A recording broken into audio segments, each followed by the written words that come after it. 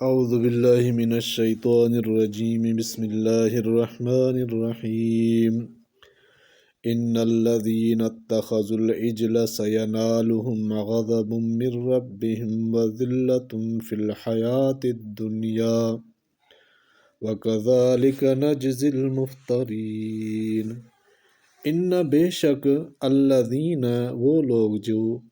اتخذوا انہوں نے بنا لیا العجل بچھڑا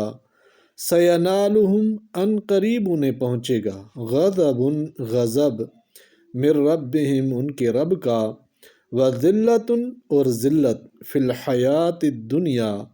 دنیا کی زندگی میں وکذالک اور اسی طرح نجزی ہم سزا دیتے ہیں المفترین بہتان باندھنے والوں کو۔ با محاورہ ترجمہ البتہ جنہوں نے بچھڑے کو معبود بنا لیا ان کو پہنچے گا غضب ان کے رب کا اور ذلت دنیا کی زندگی میں، اور یہی سزا دیتے ہیں ہم بہتان باندھنے والوں کو۔ خلاصہ تفسیر پھر حق تعالیٰ نے ان گوسالہ پرستوں کے متعلق موسیٰ علیہ السلام سے فرمایا کہ جن لوگوں نے گوسالہ پرستی کی ہے اگر اب بھی توبہ نہ کریں گے تو ان پر بہت جلد ان کے رب کی طرف سے غضب اور ذلت اس دنیاوی زندگی میں ہی پڑے گی، اور کچھ انہی کی تخصیص نہیں تو افترا پردازوں کو ایسی ہی سزا دیا کرتے ہیں کہ دنیا ہی میں مغضوب اور ذلیل ہو جاتے ہیں، گو کسی عارض سے اس ذلت کا گاہے ظہور نہ ہو یا دیر میں ہو۔ چنانچہ سامری نے جو توبہ نہ کی اس پر غضب اور ذلت کا نزول ہوا، جس کا قصہ سورہ طٰہٰ میں ہے۔ قال فاذهب فإن لك في الحياة أن تقول لا مساس۔ اور جن لوگوں نے گناہ کے کام کیے مثلاً گوسالہ پرستی ان سے سرزد ہو گئی، مگر پھر وہ ان گناہوں کے کرنے کے بعد توبہ کریں اور اس کفر کو چھوڑ کر ایمان لے آئیں، تمہارا رب اس توبہ کے بعد ان کے گناہ کا معاف کر دینے والا اور ان کے حال پر رحمت کرنے والا ہے۔ گو تکمیل توبہ کے لیے اقتلوا انفسکم کا بھی حکم ہوا ہو، کیونکہ اصل رحمت آخرت کی ہے۔ چنانچہ تائبین کی خطا اسی طرح معاف ہوئی، اور جب ہارون علیہ السلام کی یہ معذرت سن کر موسیٰ علیہ السلام کا غصہ فرو ہوا تو ان تختیوں کو اٹھا لیا، اور ان تختیوں کے مضامین میں ان لوگوں کے لیے جو اپنے رب سے ڈرتے تھے ہدایت اور رحمت تھی۔ مراد احکام ہیں کہ ان پر عمل کرنے سے موصوف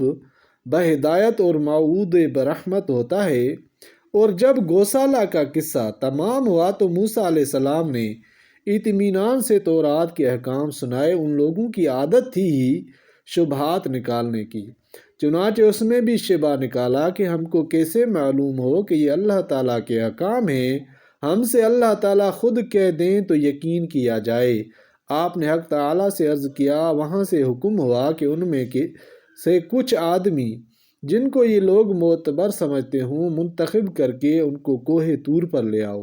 ہم خود ان سے کہہ دیں گے کہ یہ ہمارے احکام ہیں، اور اس لانے کے لیے ایک وقت معین کیا گیا۔ چنانچہ موسیٰ علیہ السلام نے 70 آدمی اپنی قوم میں سے ہمارے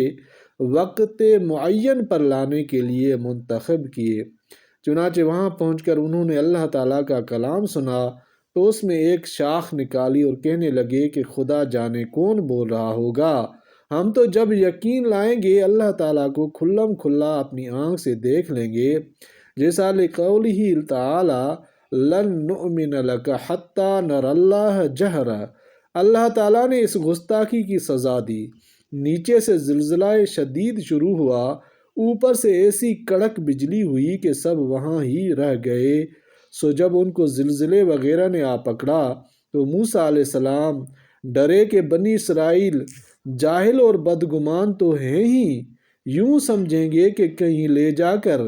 کسی طریق سے ان سب کا کام تمام کر دیا ہے۔ گھبرا کر عرض کرنے لگے، اے میرے پروردگار، یہ مجھ کو یقین ہے کہ ان لوگوں کو محض سزا دینا منظور ہے، خاص ہلاک کرنا مقصود نہیں، کیونکہ اگر آپ کو یہ منظور ہوتا تو آپ اس کے قبل ہی ان کو اور مجھ کو ہلاک کر دیتے۔ کیونکہ ان کا اس وقت ہلاک ہونا بنی اسرائیل کے ہاتھوں میرا ہلاک ہونا ہے۔ سو اگر آپ کو یہ مقصود ہوتا تو آپ پہلے بھی ایسا کر سکتے تھے، مگر جب ایسا نہیں کیا تو معلوم ہو گیا کہ ان کو بھی ہلاک کرنا مقصود نہیں، کیونکہ اس سے میری ہلاکت بھی ہے، اور بدنامی کے ساتھ آپ سے امید ہے کہ مجھ کو بدنام نہ کریں گے اور بھلا کہیں آپ ہم میں کے چند بیوقوفوں کی حرکت پر سب کو ہلاک کر دیں گے۔ کہ بیوقوفی تو کریں یہ لوگ کہ ایسی گستاخی کریں اور ساتھ میں بنی اسرائیل کے ہاتھ سے ہلاک ہوں میں بھی آپ سے امید ہے کہ آپ ایسا نہ کریں گے۔ پس ثابت ہوا کہ یہ واقعہ رجفہ اور صاعقہ کا محض آپ کی طرف سے ایک امتحان ہے، ایسے امتحانات سے جس کو آپ چاہیں گمراہی میں ڈال دیں کہ حق تعالیٰ کی شکایت اور ناشکری کرنے لگے، اور جس کو آپ چاہیں ہدایت پر قائم رکھیں کہ اس کی حکمتوں اور مصلحتوں کو سمجھتا ہے۔ سو میں آپ کے فضل و کرم سے آپ کے حکیم ہونے کا علم رکھتا ہوں، لہٰذا اس امتحان میں مطمئن ہوں، اور آپ ہی تو ہمارے خبر گیراں ہیں۔ ہم پر مغفرت اور رحمت فرمائیے، اور آپ سب معافی دینے والوں سے زیادہ ہیں، سو ان کی گستاخی بھی معاف کر دیجیے۔ چنانچہ وہ لوگ صحیح سالم اٹھ کھڑے ہوئے۔ سورہ بقرہ میں تفصیل ملاحظہ ہو، اور اس دعا کے ساتھ آپ نے تفصیل رحمت کے لیے یہ بھی دعا کی کہ ہم لوگوں کے نام دنیا میں بھی نیک حالی لکھ دیجیے، اور اسی طرح آخرت میں بھی، کیونکہ ہم آپ کی طرف خلوص و اطاعت کے ساتھ رجوع کرتے ہیں۔ اللہ تعالیٰ نے موسیٰ علیہ السلام کی دعا قبول کی اور فرمایا کہ اے موسیٰ، اول تو مطلقاً میری رحمت میرے غضب پر سابق ہے، چنانچہ میں اپنا عذاب اور غضب تو اسی پر واقع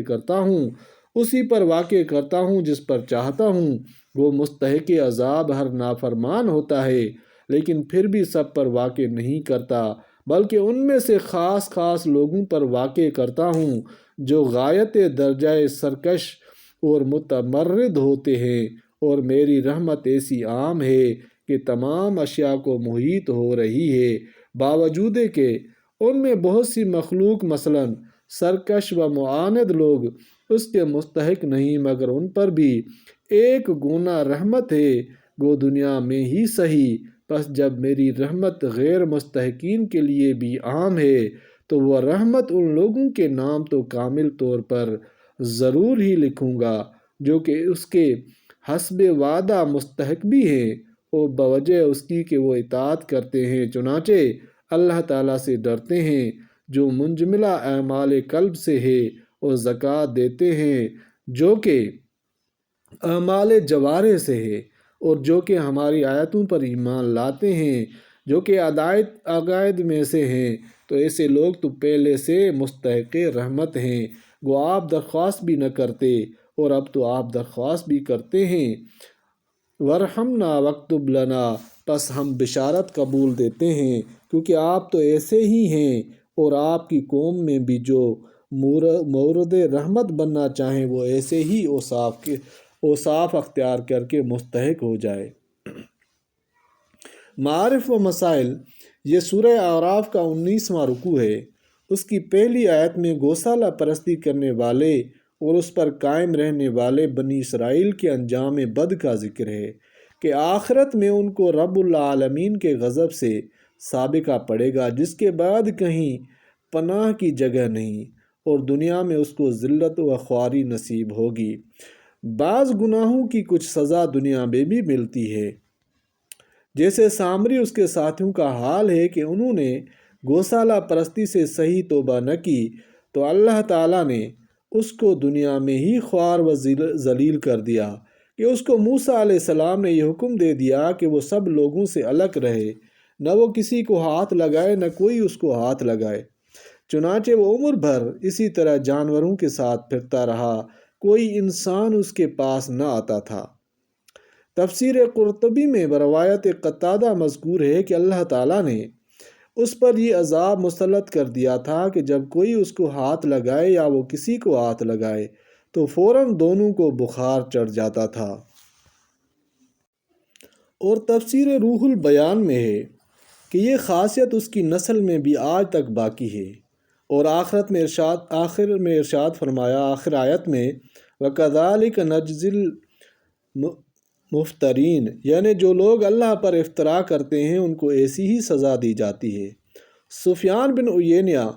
نے فرمایا کہ جو لوگ دین میں بدعت اختیار کرتے ہیں وہ بھی اس افتراء علی اللہ کے مجرم ہو کر اس سزا کے مستحق ہوتے ہیں۔ امام مالک نے اسی آیت سے استدلال کر کے فرمایا کہ دین میں اپنی طرف سے بدعات ایجاد کرنے والوں کی یہی سزا ہے کہ آخرت میں غضب الہی کے مستحق ہوں گے اور دنیا میں ذلت کے۔ اللہ تعالی ہمیں قرآن پاک کو سمجھنے اور عمل کرنے کی توفیق عطا فرمائے، آمین یا رب العالمین۔